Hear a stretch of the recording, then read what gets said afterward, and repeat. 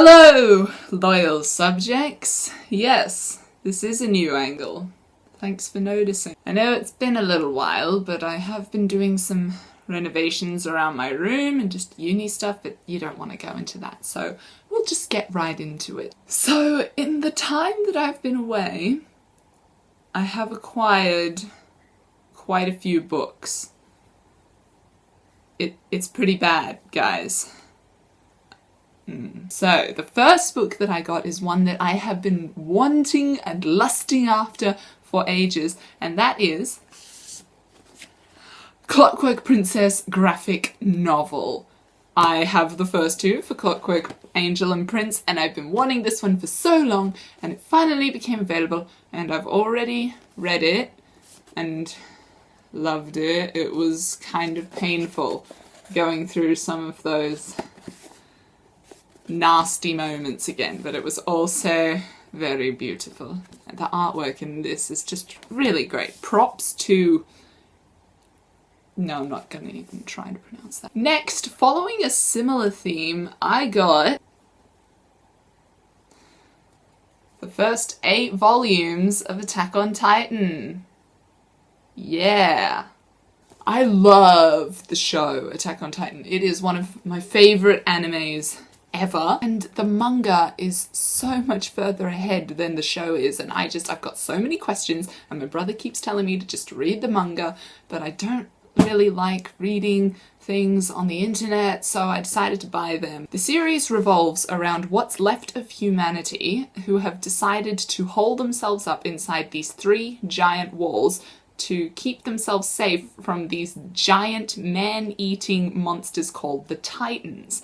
And we follow the main character, Eren Yeager, as he goes through the process of becoming a soldier so that he can kill Titans. And this series just asks a lot of great questions, and the artwork in these is beautiful, and the show is really awesome. I've read the first 4 already, and I'm so obsessed. I'm so obsessed with Mikasa right now. It's not even funny.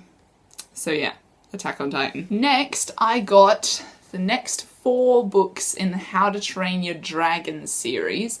I read the 7th book for the Booktubeathon, and I really want to catch up with this series by the time the 12th book comes out, because that is going to be the end of it all. And I want to read these anyway, so I just went on a bit of a buying spree, got these. Now my stack looks beautiful with the rainbow spines. If you don't know what How to Train Your Dragon is, you've probably heard or seen the film by DreamWorks Animation, which is amazing. It's like my favourite movie ever. But the books are what the movies are based on, and they are very different from the films. If you go into these things expecting them to be like the movie, you're going to be disappointed. For starters, Hiccup in this is 10 years old. Toothless is not a big badass Night Fury. He is a tiny, shivering, talking dragon who is very annoying. And the plots are just a bit different, but you've still got some of your favourite characters in there. You've got Gobber and Stoic and Fishlegs. They're just a bit different. Their personalities are different, the story is different, it's different. But they're still really good, and I would recommend them. Next, I got another book that has been a long time coming, and that is the 3rd Land of Stories book, A Grim Tale, by Chris Colfer. Chris Colfer is an actor. You probably most know him for his role as Kurt on Glee, but he also writes books. A lot of people say that the only reason that these books are as popular as they are is because they're written by Chris Colfer, which I do agree with, partially. I will admit that when I first bought the first Land of Stories book, it was purely because it was written by Chris Colfer. But after reading it and the sequel, I have become quite attached to the story and the characters, and it's just a lot of fun. The story revolves around 2 twins, Connor and Alex, who one day fall into the storybook owned by their grandmother into this place called the Land of Stories. And there they meet all of these fairy tale characters, and they go on adventures, and it's a lot of fun. Another reason why I'm so excited about this book is because it's signed! Okay, there's hardly anything there. It's like a squiggle and a smiley face. But Chris Colfer touched this book. It is signed by his pen. So I am going to be reading this eventually. I've got a lot of things on my needing to get done thing. Next, I got quite a few classics in the past month or so, mainly because I'm taking a course at university called Great Books, and we have to read certain books, and of course they're going to be classics. One of those books was Wuthering Heights by Emily Bronte, and I was looking around for it and I found this beautiful box set which includes a novel written by each of the Bronte sisters. So you've got Wuthering Heights, which was the book that started this all, and you've also got The Tenant of Wildfell Hall by Anne Bronte and Jane Eyre by Charlotte Bronte. When you see them, they might not look like much, but up close, they are so beautiful. They've got these nice gold-trimmed edges, and if you take off the dust jackets, they've got these nice cloth-bound hardcovers with this little indentation of a ship, and oh, they've got ribbon bookmarks right there, and they're just really, really pretty. They're these collector's editions, and I love them. I've already read Wuthering Heights, so that's pretty much the only one I can actually tell you what it's about. They're about, I guess if you want to know, Wuthering Heights. I've already read it. It took me forever. It follows this man named Mr. Lockwood, who is the new tenant of Wuthering Heights and Thrushcross Grange, and he meets a Mr. Heathcliff, who is one of the most dickish humans to ever exist. And he wonders, why is this guy such a dick? What happened to him to make him so dickish? And there he gets told the story of all of the people that used to live in the house by the maid who has worked there for forever. Yeah. Tenant of Wildfell Hall, I believe it is just a Victorian novel about a woman who leaves her alcoholic abusive husband, and it was very controversial at the time because what Victorian women don't leave their husbands? So I am excited about this one. Eventually, I will get to it. And Jane Eyre by Charlotte Bronte, one of the most famous, adored classics ever written. I just know that it is about this woman named Jane Eyre who becomes a governess and meets this dude named Mr. Rochester, and there's a bit of romance. And yeah, there's a movie with Michael Fassbender. So eventually I will get around to these. Also, the box set itself is really nice.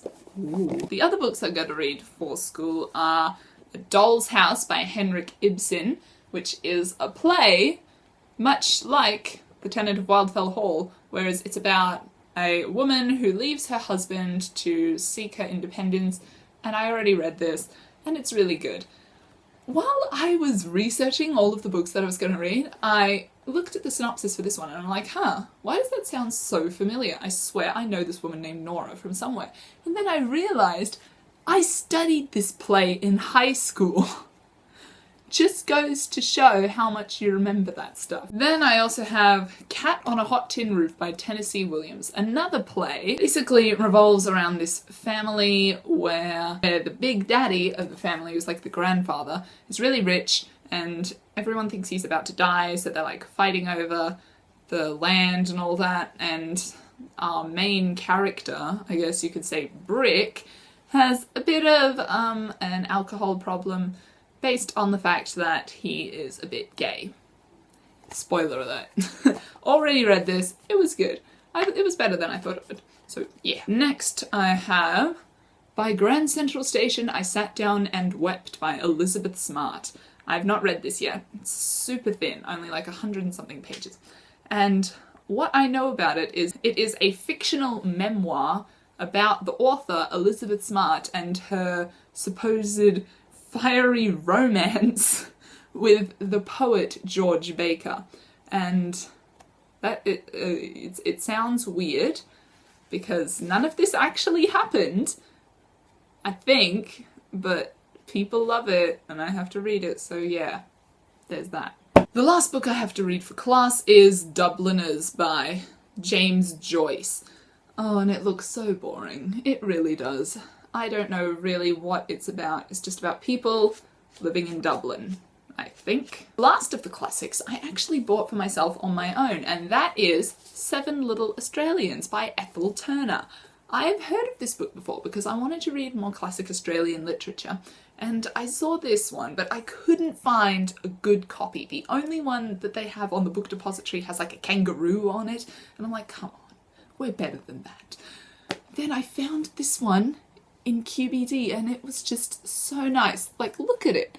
Look at the pictures, and it's a hardcover, and it's like kind of short and oddly shaped, and the book itself is short, the font is massive, and it's just really cute, really nice. So I got it, and I'm gonna read it eventually. Next, I got 3 books in the 39 Clues series. Now, you may not know this about me, but I read the 39 Clues as they were coming out as a child.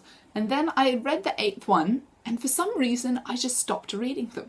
I don't know why, because they're really good, but it just petered off a bit. And now there's like so many more out, and I'm like, you know what? I'm gonna read them. I'm going to catch up, and it's gonna be cool. There are my other ones right there, if you can see them.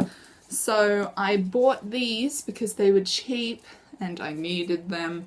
So I think I'm just gonna marathon this at some point, possibly over the Christmas holidays. If you don't know, the 39 Clues is written by a bunch of different authors. Like, look at this. This one's written by Gordon Corman. This one's written by Linda Sue Park. This one's written by Margaret Peterson Haddix.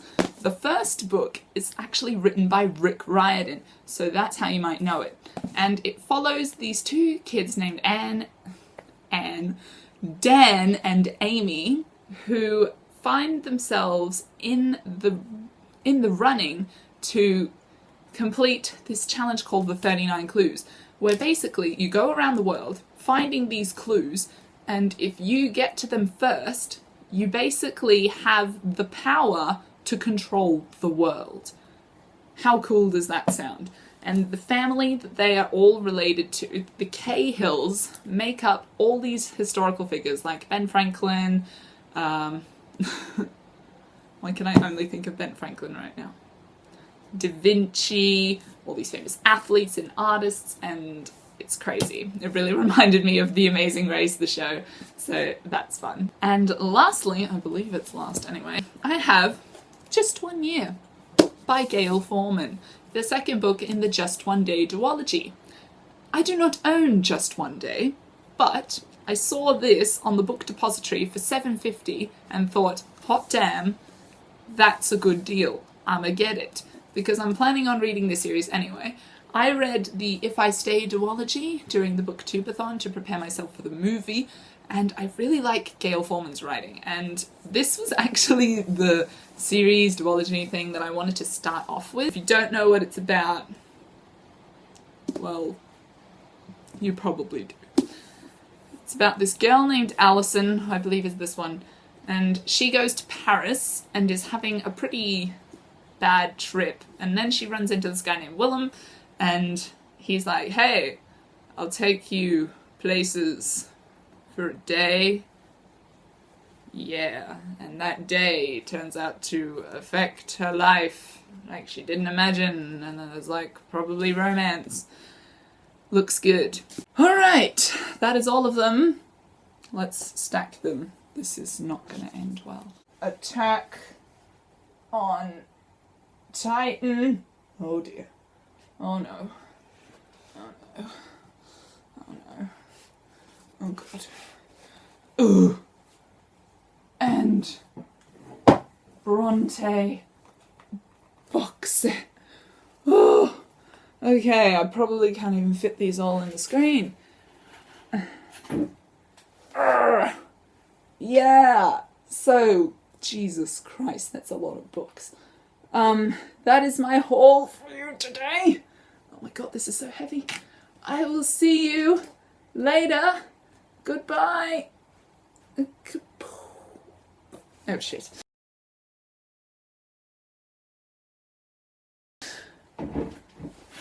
Ugh. Oh god. It's okay. Whew. What a wild ride, am I right, guys? Yeah. Oh boy. Ah!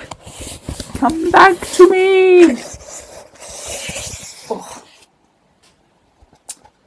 Don't you ever run away like that again.